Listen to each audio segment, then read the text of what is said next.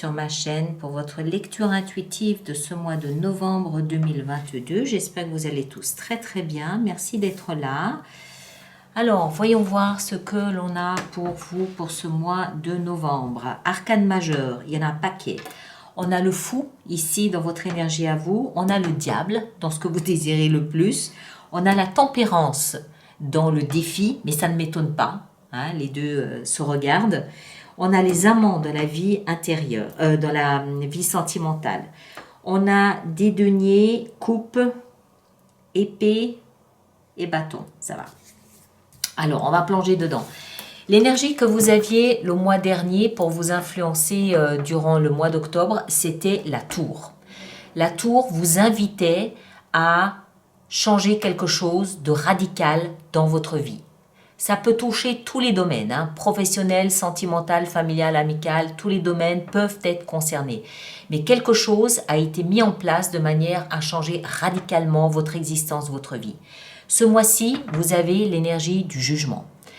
Le jugement, ça peut nous parler, donc c'est toujours l'influence de l'extérieur, qui d'une part vous invite peut-être à renaître grâce à ce que vous avez changé le mois dernier, mais le jugement, il vous invite aussi peut-être à prendre une décision sans retour possible en arrière. D'accord? Donc ça, c'est l'influence émanée par ce mois de novembre. Vous, votre énergie à vous, elle est au fou et à la 7 de bâton. 7 de bâton nous explique que vous êtes vent debout pour défendre un idéal, un projet, une idée, une philosophie, quelque chose qui vous tient à cœur. C'est quelque chose d'important pour vous et vous vous défendez bec et ongle pour ce thème, ce sujet, voilà. Pourquoi? Parce que vous vous retrouvez dans ce sujet, parce que vous vous identifiez à cette valeur et vous la défendez bec et ongle. Avec ça, on a le fou. Alors, le fou nous explique que vous êtes libre de faire ce que vous faites. Vous vous êtes rendu disponible. Comment est-ce que je dois dire ça? Le fou, c'est sans foi ni loi. Sauf qu'il y a quelque chose qui vient vous chatouiller et qui vous pousse à vous défendre, qui vous pousse à vous battre pour une valeur, pour un idéal. Parce que vous êtes libre de le faire. Parce que vous avez le droit de le faire. D'accord? Le fou, il nous explique aussi que vous pouvez très bien vous battre pour un nouveau départ, pour vous offrir un nouveau départ. Le fou, c'est celui qui part un beau matin parce que le cœur lui en dit, c'est comme ça, il part, il s'en va. Mais il le fait d'abord parce qu'il peut le faire, il peut se permettre de le faire. Et puis il le fait parce qu'il a un idéal qui le pousse à cheminer, qui le pousse à aller quelque part. Donc ça, c'est votre énergie libre. Et en même temps, il y a un idéal auquel vous vous identifiez et que vous poursuivez. On continue. Ce que vous voulez le plus, c'est le diable. Ça veut dire quoi? Ici, en l'occurrence, pour moi, le diable, il nous parle du saboteur interne. Il nous parle du critique intérieur. Hein? Vous savez, cette petite voix à l'intérieur de soi qui nous dit t'es pas capable, tu sais pas t'y prendre, la dernière fois tu as eu de la chance, cette fois-ci tu vas te casser la pipe, voilà, ce genre de choses-là.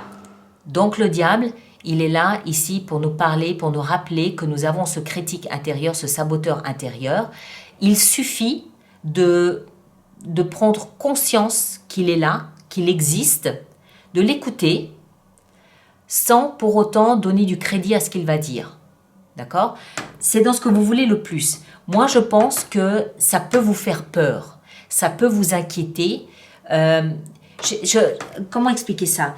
Avec le jeu que vous avez, je ne pense pas en fait que ce soit quelque chose de toxique ou de mauvais. Mais je pense qu'il y a un doute qui s'est immiscé en vous quant à un nouveau projet, quant à cette possibilité peut-être de renaissance ou quant à ce que vous avez le mois dernier avec la tour mis en place. Un doute a dû s'immiscer à l'intérieur de vous et ce doute, ce que vous voulez le plus, c'est vous en débarrasser. D'accord? Parce que c'est dérangeant. Mais en même temps, le seul moyen de s'en débarrasser, c'est de lui dire, ok, assieds-toi là à côté de moi, dis-moi ce que tu as à dire, ok, j'ai entendu, merci, loin. D'accord? Il y a quelque chose de cette nature. On continue, vous allez voir. Ce qui va vous aider, c'est le roi d'épée. Le roi d'épée, c'est un personnage qui est sûr de lui, qui a fait ses preuves, qui n'a rien à prouver à personne, qui n'a pas de compte à rendre, c'est un roi. Il est mature, il est responsable et il est dans le domaine de l'air puisque c'est de l'épée, donc de la pensée, de la communication. En d'autres termes, il vous représente, vous, signe Gémeaux. Bon, il peut y avoir quelqu'un autour de vous qui communique intellectuellement avec vous et qui va vous aider à dépasser ce mois de novembre, qui va vous aider peut-être à maîtriser ou à canaliser l'énergie là du saboteur. Moi, je pense que ce roi d'épée ici, c'est vous. Ce qui va vous aider, c'est de revenir dans votre ADN, de revenir à vos valeurs, à vous. On l'a vu, hein, vous défendez vos idéaux. Hein. C'est le moment ou jamais d'écouter votre pensée, d'avoir une pensée très claire, très structurée. Et ok, merci monsieur le critique intérieur, j'ai entendu, maintenant je reprends le contrôle de ma vie, je reprends les rênes en main, c'est moi qui décide. D'accord? Vous voyez le plan un peu? C'est ce qui va vous aider. Et en plus, ici, pour renforcer un petit peu cette idée, on a la tempérance dans le défi. Le défi avec la tempérance, c'est quoi? On ne le voit pas sur cette caricature, mais généralement, la tempérance, elle a un pied dans l'eau, qui représente les émotions, et un pied sur la terre ferme, le denier, la terre, parce que la terre se nourrit des émotions de l'eau. D'accord? Et c'est de cette façon qu'on arrive à balancer le trop-plein d'émotions. La tempérance, il s'agit d'équilibrer, d'harmoniser, de trouver un nouveau terrain d'appui, de trouver un nouvel appui, de trouver un terrain stable sous nos pieds. D'accord? C'est dans le défi. Et ça concerne directement le saboteur. Et vous allez y arriver. Comment? En structurant votre pensée, en structurant la communication avec vous-même. À moins, encore une fois, qu'il y ait quelqu'un autour de vous. Ça peut être un thérapeute, ça peut être un psychanalyste, quelqu'un qui travaille avec les idées, les pensées, la communication, tout ça, qui peut vous aider un petit peu à canaliser cette énergie qui peut s'immiscer là à l'intérieur de vous. Ok? Dans la vie, aidez-moi, sentimentale, on a les amants. Alors, les amants, c'est un arcane majeur, donc c'est une énergie majeure qui nous parle généralement d'âme sœur, de flamme jumelle, d'alter ego, de voilà, quelqu'un qui est là, qui représente vraiment son autre soi, son pendant, d'accord? C'est une rencontre, alors ça peut être une nouvelle rencontre, oui, ça peut être également une redécouverte d'un lien important avec une personne, oui. C'est quelque chose de toute façon qui est destiné, c'est quelque chose de toute façon qui est écrit, c'est quelque chose... on a un ange, ben, on ne les voit pas, ça dépend des dessins des jeux de cartes, mais généralement on a un ange qui nous montre que c'est un lien qui est placé sous le signe du destin. La carte des amants dans la vie sentimentale augure, à mon sens, encore une fois eu égard au jeu que vous avez, augure à mon sens d'un soutien de l'autre, d'un alter ego. Alors oui, ceux qui ne sont pas dans une relation de couple, par exemple, mettons, ça peut très bien être un ami très proche ou un membre de la famille avec qui on a cette espèce de lien karmique, on a une espèce de lien destiné, un lien d'âme sœur. On a des amitiés qui sont des amitiés d'âme sœur. Donc pour moi, ce que ça signifie, c'est que soit il y a une nouvelle rencontre placée sous le signe du destin, oui. Soit un lien actuel, qu'il soit amoureux ou platonique, se renouvelle, se régénère et vient en soutien, vient en support dans ce mois de novembre pour vous. D'accord? Vie professionnelle, on a la 8 de coupe. Alors là, très clairement... là, par contre, le dessin, là, la caricature, elle est très parlante. On a ce bonhomme qui tourne le dos à ses 8 coupes et qui s'en va. Pourquoi? Parce que ces 8 coupes, il les a toutes testées, il les connaît, elles sont sans surprise et elles ne l'intéressent plus. Il part à la recherche de la 9e coupe qui représente son rêve, qui représente son Graal, qui représente son idéal. Voilà. Donc, au niveau professionnel, Il y a vraisemblablement un changement qui est en train de se mettre en place. Il y a vraisemblablement il y a un changement qui est en train de se profiler, mais un changement que vous avez mis en place. D'accord? C'est pas un licenciement, c'est un changement que vous provoquez, un changement en fait qui est dû parce que vous partez. Vous quittez quelque chose, vous laissez quelque chose derrière vous, voilà, pour aller trouver quelque chose de nouveau. Ok? Dans votre vie intérieure, on a une superbe carte. On a la 10 de denier. C'est superbe.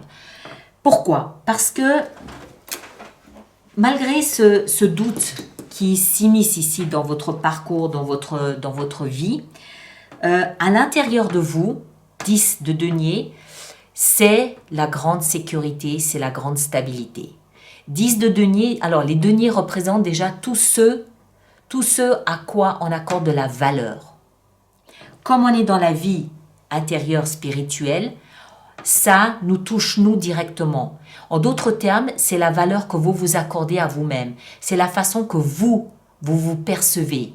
Même s'il y a un doute, vous savez que vous avez de la valeur, entre guillemets. C'est-à-dire que vous êtes quelqu'un de bon, quelqu'un de bien. Et ce que vous faites est juste. Et vous comprenez ce que je veux dire? L'image que vous avez de vous est une image qui vous sécurise. C'est une image dans laquelle vous vous sentez en sécurité. Vous savez que vous n'allez pas flancher. Vous savez que vous n'êtes pas... que vous n'avez pas un mauvais penchant ou que sais-je. Vous avez de la valeur. C'est droit, c'est solide. Vous pouvez investir sur vous-même sans problème. Vous le savez. Donc c'est une notion, vous avez une grande et belle notion, une grande et belle image de vous-même, de ce que vous avez réalisé et de ce que vous avez éventuellement à offrir là au monde. C'est, encore une fois, c'est peut-être connecté à ces idéaux que vous avez pour lesquels vous vous battez. Donc, du coup, c'est aussi peut-être connecté à voilà, je suis capable de communiquer avec moi-même parce que je sais qui je suis, je sais comment je réagis, je sais comment je fonctionne. Et puis, c'est peut-être aussi grâce ici à l'aide, au soutien que vous avez dans votre vie sentimentale. Encore une fois, sentimentale, c'est pas uniquement amoureux, hein, ça peut aussi être amical. Et du coup, ce diable ici, ce doute qui vient là un petit peu vous chatouiller, je pense que c'est sans grande difficulté que vous allez lui expliquer qu'il va falloir qu'il aille voir ailleurs si vous y êtes, parce que ces deux cartes ici nous montrent que vous vous connaissez, vous savez qui vous êtes, vous savez comment vous réagissez, vous savez ce qui est important pour vous, vous savez quelles sont vos valeurs et vos principes, puisque vous vous dressez pour elles, et donc vous allez pouvoir gérer assez facilement le doute là que vous pouvez avoir. D'accord? Donc une très belle carte à l'intérieur de vous qui nous montre que c'est solide, que c'est stable, et qu'il y a de la ressource et il y a de la valeur à vos yeux. Et en fin de mois, on a une autre très belle carte qui est la 6 de denier, qui nous explique qu'il y a... comment est-ce que je vais dire ça? C'est les vases communicants. Tout ce que vous offrez à l'extérieur de vous, que ce soit à une personne en particulier, à une communauté, à la nature, à la vie, à l'univers, au travail, à la maison, tout ce que vous offrez de vous, hein, de cette richesse intérieure, vous le recevez d'une autre façon. 6 de denier nous parle de réciprocité, d'échange. D'accord? C'est les vases communicants. Je donne, je reçois. Quand je reçois, je peux redonner. Quand je reçois à nouveau, je peux redonner. Et quand je donne, je reçois forcément à nouveau. C'est des vases communicants, mais c'est, encore une fois, c'est pas forcément avec une seule personne, ça peut être avec la vie. Vous offrez quelque chose à la vie, de la gratitude, de la bienveillance, et vous recevez, vous récoltez quelque chose d'autre. D'accord? Donc, j'ai envie de dire un mois de novembre riche, mais qui n'est pas là par hasard. Il est là parce que vous avez fait un job en octobre. Hein, avec la tour, vous avez fait un job en octobre. Ce mois-ci, il s'agit de renaître de ses cendres. Il s'agit ici avec le jugement de renaître, visiblement avec certaines valeurs, certains principes. Il y a juste ce diable là, c'est le seul petit caillou dans la chaussure. Moi, je pense que c'est un petit diablotin en vous, mais dans la position de ce que vous voulez le plus, pour moi, vous voulez qu'il disparaisse. Voilà. Allez, on va faire notre extension avec tout ça. Donc, tous ceux pour qui cette lecture fait résonance, je vous rappelle qu'il existe une extension, un approfondissement qui se trouve sur mon site internet dans la boutique alice-nicolas.com. Et tous ceux qui vont régulièrement acheter des extensions, je vous rappelle qu'il existe un programme d'abonnement aux extensions qui est économiquement plus intéressant pour vous. Et là, toutes les informations sont dans la rubrique abonnement du même site internet. D'accord ? Allez, on est parti. Le jugement, qu'est-ce qu'on a avec le jugement? On a le fou, ben oui, forcément. Ce que vous avez démarré en octobre doit vous permettre de vous libérer. Si ça se trouve, c'est professionnel, puisque vous partez, ça c'est vous qui provoquez, doit vous permettre de vous libérer pour renaître différemment, mais avec des valeurs quand même aussi, avec des idéaux, avec des principes auxquels vous vous identifiez bien fortement. Votre énergie ici en haut, on a la 4 de coupe. Notre petit diable, qu'est-ce qu'il a, notre petit diable? On a la reine de denier. Ouais, je crois que je commence à comprendre. Je crois que je commence à comprendre. C'est vraiment une question je pense que c'est vraiment un doute quant à votre sécurité intérieure. C'est une question de territoire, de sécurité, de terrain ou de secteur dans lequel je me sens en sécurité. Le roi d'épée, dans ce qui va vous aider, on a le pendu. La tempérance, dans le défi que vous avez à relever, nous avons l'as d'épée, nouveau départ. Dans la vie sentimentale avec les amants, nous avons la 7 de bâton, la même qu'on a ici en haut.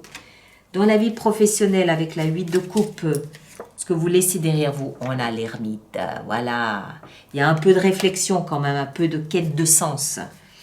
10 de denier dans la vie intérieure, on a l'as de bâton, superbe, excellent.